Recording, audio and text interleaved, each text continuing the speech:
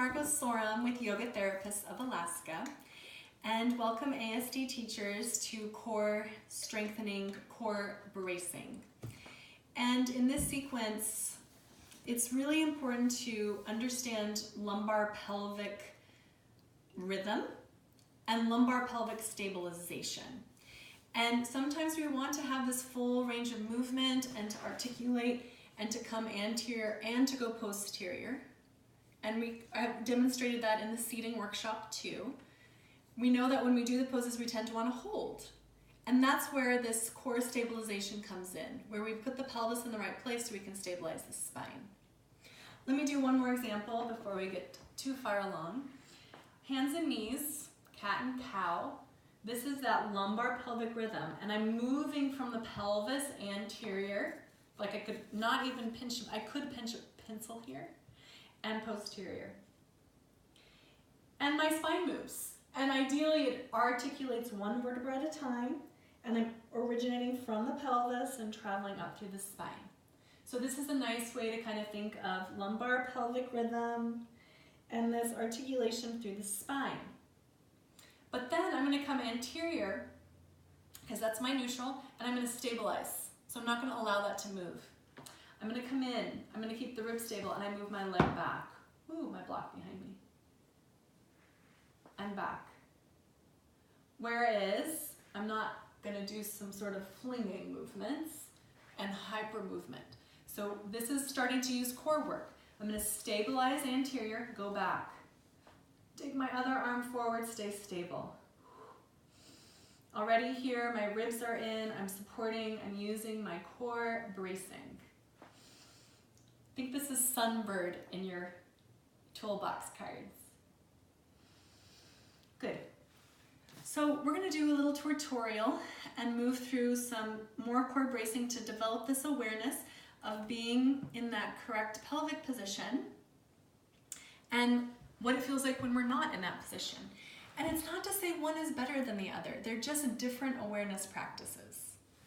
So we'll do this lying down. Start with your legs all the way out. And notice that there is a gap in your low back because we're anterior. I'm not posterior and tucking. I'm anterior. My legs are firm to the floor. My ribs are resting on the floor. But there is this natural lumbar arch. Start with belly breaths. Inhaling into the belly, exhaling, relaxing. And it's these diaphragmatic breaths that we'll use to show the lumbar pelvic rhythm and how much movement you have in your spine. So inhale, pooch the belly, and take your arms up and overhead. And notice that the arch increases, and the arms come back down on exhale. Inhale, arms go overhead. Notice how much your spine naturally wants to move. And you can really see, mine does. You can see my ribs kind of thrust, my chest pop up. There's more arching happening. And then relax that. And then we're going to do our thoracic breath. So on exhale, draw the belly down and in, and you're starting to stabilize the rib cage and the spine. The legs are going to roll to the ceiling. Squeeze the legs together. This is going to initiate the psoas stabilization, the inner thigh stabilization. And when I inhale and go overhead, I'm going to stabilize and not allow the ribs to move and the back to arch more. And there's an anchoring happening, and this is that lumbar pelvic stabilization. And you'll probably be able to see this in the video. That, oh yeah, Margo's working hard to keep things aligned. In fact, my arms might not go all the way to the floor when I stabilize because I've limited my range of motion. I'm going to maybe even breathe here a few times. Dorsiflex, pull the heels towards the sit bones. This core bracing move in our spinal flaps. Another important part of this core bracing is that I'm pretending to lift my body up off the floor. I'm pretending to push my body down into the floor. I'm pretending to squeeze my body together into one leg, and at the same time also pull apart. So you're doing all these directions, up, down, in, out, and it'll make the muscles wrap around the bones for a really amazing core workout. And then rest. Ah. Core bracing, supine. Then we're going to change the position. Bend the knees, soles of feet to the floor. Your low back will likely come a little bit lower to the floor, but there's still a lumbar arch. I'm not smashing it to the floor and tucking. So it's still my anterior pelvis. Same movement exercise. Inhale, let your arms go overhead, belly pooches. Oh yeah, my back and my ribs move.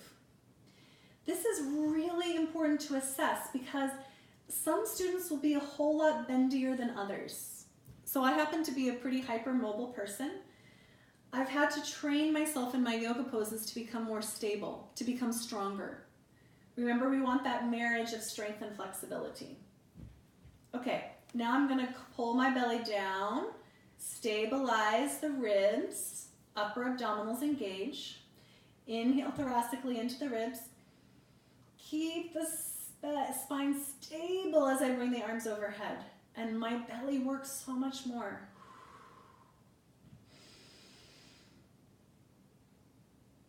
My arms don't even come to the floor if I'm really being honest with myself. I'm limiting the range of motion of my spine, and it means my shoulders might not be able to arch anymore and hit the ground.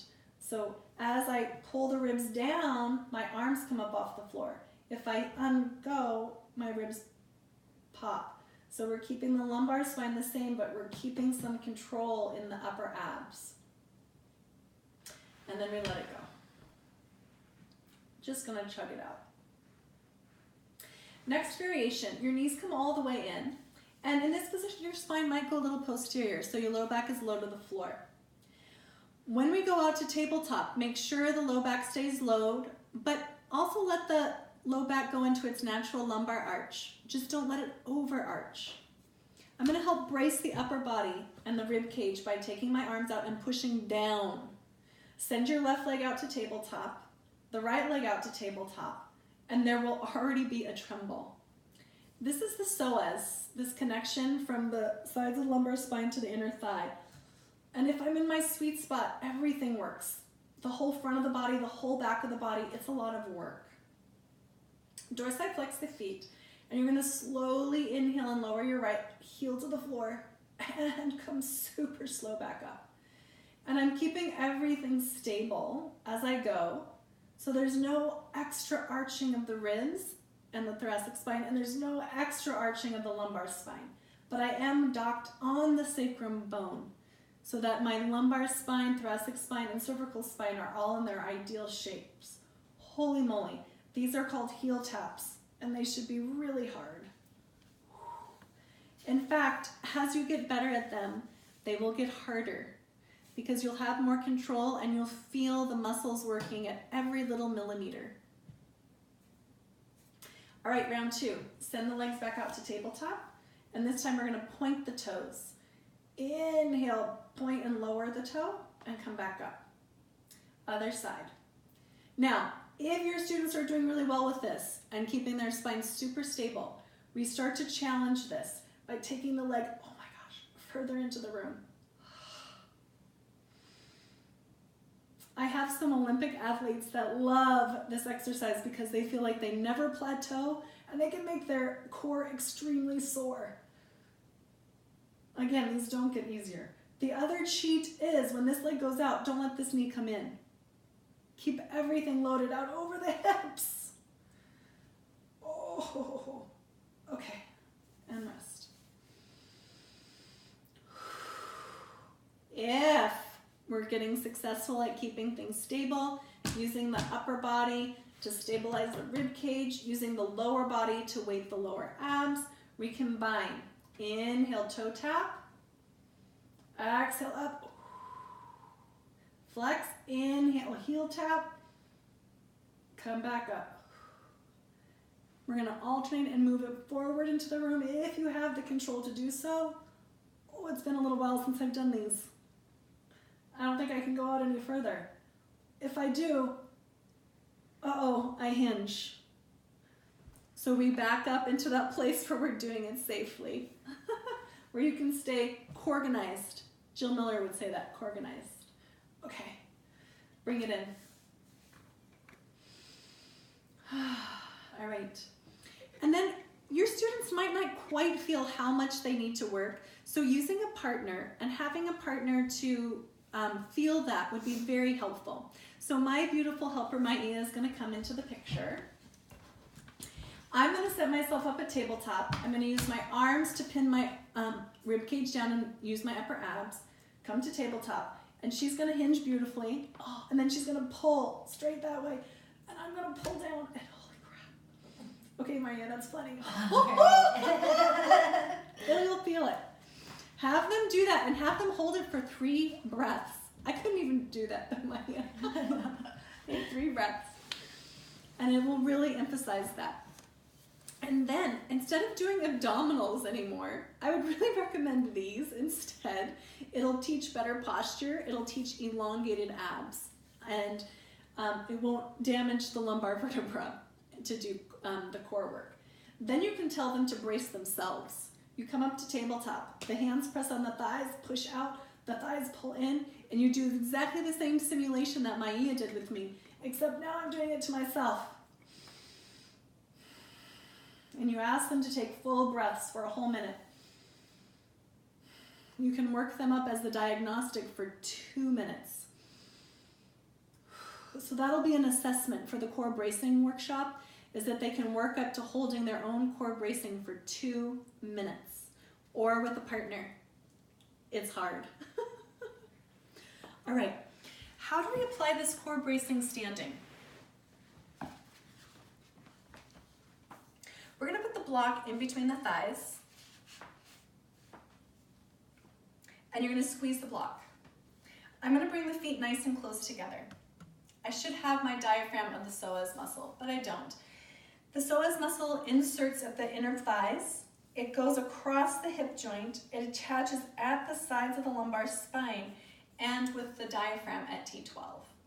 So this is the bridge. This one muscle connects the upper body to the lower body. It is so swanky. It is your walking muscle. And right now with the block in between my thighs, I'm squeezing the inner thighs, and so I'm stabilizing the insertion. So already, you're gonna just ask your students, can you feel your inner thighs? And they'll say yes, and the weight's in the heels. And just this is strengthening your posture. It's ensuring that you're leaning even into 2 legs. I even sometimes, this puts on core bracing. I'll do my chores in the kitchen with a block between my legs so that I'm staying and standing with good posture. Because otherwise, we tend to start to wonk and we start to lean into furniture. But if you have the block here, it'll pull you back onto the axis. It's going to turn your feet to face forward and lean you into your bones. It's a really good assessment tool. All right, but now we're going to do more core bracing, and it has to do with our arms. So I'm going to ask the arms to come out to T position without letting the spine move. Spine stabilization. Turn the palms up, come up and overhead. Keep everything organized. And strength train here. You'll feel the front of the body, the sides of the body, the back of the body. And then we come back the same way. So this is my pet peeve as yoga teacher. When teacher says take arms overhead, almost always this happens. And we've broken the back. We're no longer in core stabilization. We're in some sort of hingy back bend. So what ends up happening is this. Core brace, push down. Bring the arms up, pull in. Bring the arms overhead, pull in. Go up. It's a core workout every time we take the arms overhead, but when we keep the spine stable. So again, this is not what we're looking for.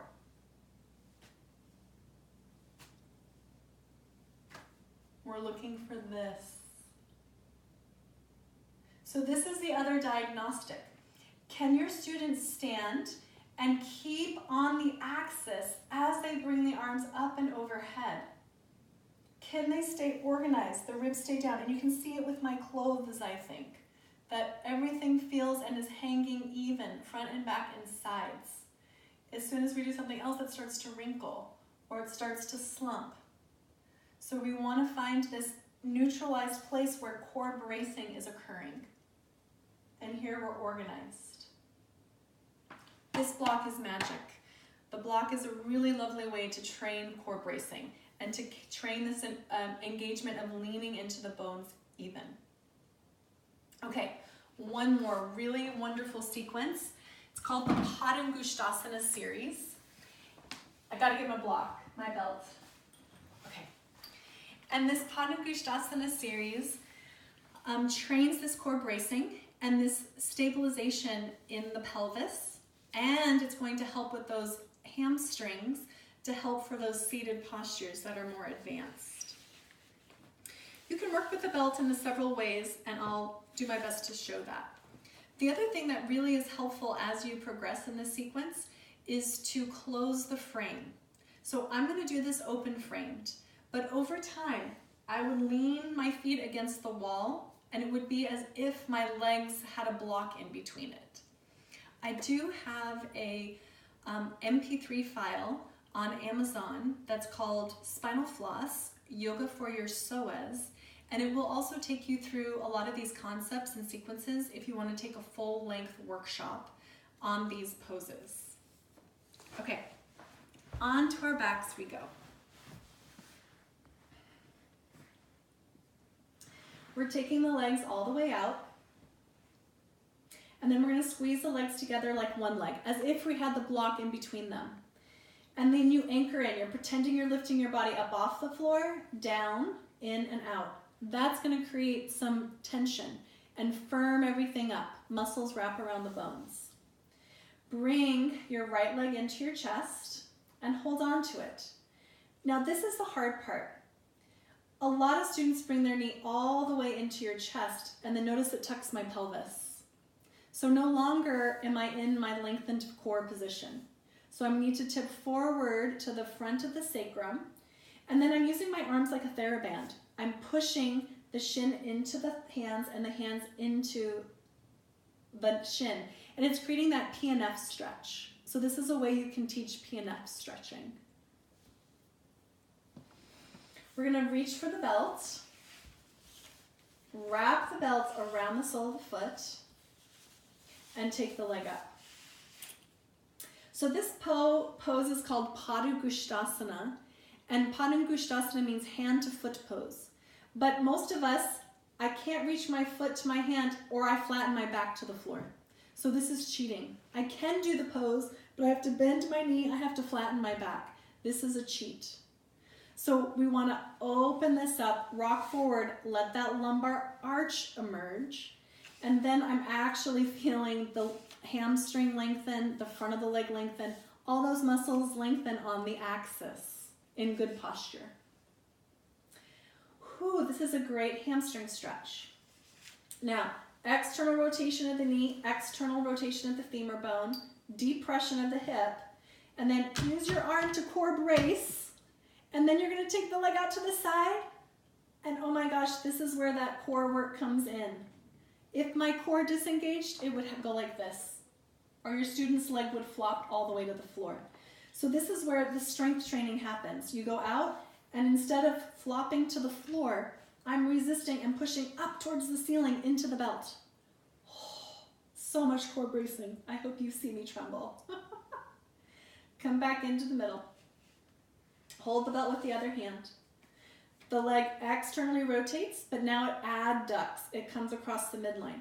But stay even on your sacrum. This hand pushes this hip down and turns the femur bone out. And now it's an IT band tensor fascial lata stretch.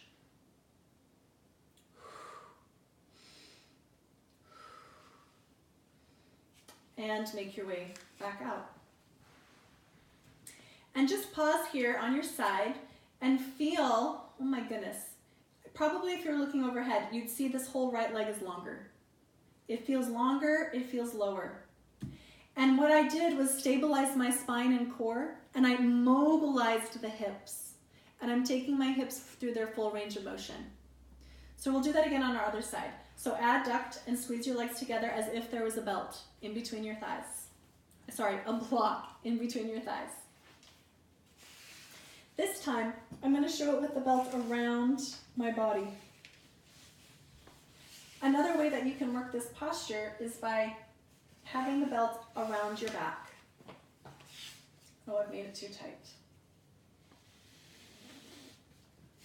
This left knee comes in and you can hold. Now occasionally you'll have an overweight student who cannot wrap their hands around. And I usually just say, hey, your arms are a little bit short. And actually sometimes students have shorter arms and they can't wrap around. So instead they can use a belt. And again, please don't bring it all the way into the chest and flatten the lumbar spine. Find that anterior pelvis and then see how much flexion you can get in the hip. So this is the true hip flexion. This is a flexion of your back, right? So we want to have this here. And we'll hold that for a moment in strength train and feel the P and F stretch. And then we're going to wrap the foot around and we're going to take the leg up. So now I have the belt here and I can tighten up to find my perfect angle. And I don't have to use my arms up here. So if your students, they'll complain. They'll say it's too hard. And they'll hold the belt all funny and contort their spines. So sometimes just belting them will help them keep a good spine position. It also makes the pose way more sensational. So they'll also moan and groan a lot, but that's okay. Then we externally rotate. Oh, by the way, this is the hamstring stretch. Now, when I externally rotate and take the leg, abduct it, it's going to be an inner thigh stretch and a psoas core challenge. So I hang out here and I strength train. And again, it doesn't look impressive, but it will feel impressive. Bring it back to center. Externally rotate again, and then abduct. And this keeps the hip depressed, so that way when my hand comes here, holy moly, you will feel this in the IT band tensor fascial line. So you have lengthened the hamstring, the adductors, and then the outer hip. And this will make huge changes, again, in the mobility of the hips, but the stability and the core strengthening of your torso. Oh, please reward them with Shavasana.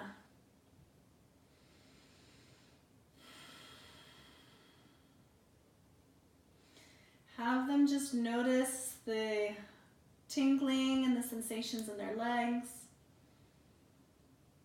Have them notice their back, their breathing, their whole body all at the same time. And the quality of their minds, the quality of their thoughts, the quality of their emotions. And let them rest in that.